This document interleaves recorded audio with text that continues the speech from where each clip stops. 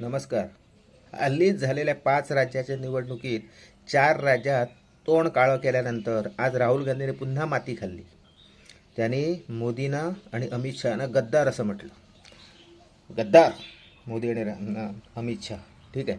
आज BJPवाले तावातावाने टी व्हीवर येऊन राहुल गांधीच्या नावात कडे बोल राहुल गांधीला तर BJPवाल्यानं सुनवायला सुरुवात केली आणि त्यांचे काँग्रेसचे चापलूस आहेत त्यांनी त्यांची तळी उचवायला सुरुवात केली. सध्या गरमागरम विषय आहे.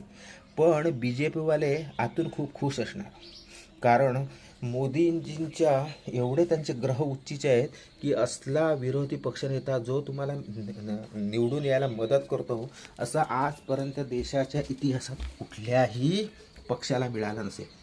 जो विरोधी पक्षात आहे पण मदत तुमची करतो. नीच म्हटलं त्यावेळी मोदी निवडून आले प्रचंड बहुमतान. चौकीदार चोर म्हटलं तर राहुल गांधीला तिकडे कोर्टातून माफी मागावी लागली आणि त्याचा पक्ष असा फायदा झाला. मोदीची प्रचंड बहुमतान निवडून आले BJPचं सरकार आलं. आणि आता पुन्हा गद्दार. म्हणजे आज मी तर म्हणतो BJPवाल्याने राहुल गांधीच्या घरी 21 मोतीचुराच्या लाडूचे डबे पाठवा आणि त्याच्यावर नोट लिहा, थँक्स. कारण विरोधी पक्षात राहून हा घटोत्कच आहे. मी परवा सांगितलेलं मागे. घटोत्कच कसा कौरवांच्या सेनेवर पडला, लढत होता कौरवांच्या बाजूनं, कौरवांच्या सेनेवर पडून त्याने आपल्या सैन्याचा नाश केला. तसा एवढा मोठा 150 काय कितक्या वर्षाचा काँग्रेस पक्ष एकटा राहुल गांधी जर सत्यानाश करीत असेल तर कोणाला नको आहे. म्हणून BJPवाले राहुल गांधीला जास्त काय बोलायला जात नाही. ते म्हणतात बरं आहे हो, जितकी बकवास करेल तितका यांचा फायदा आहे ना.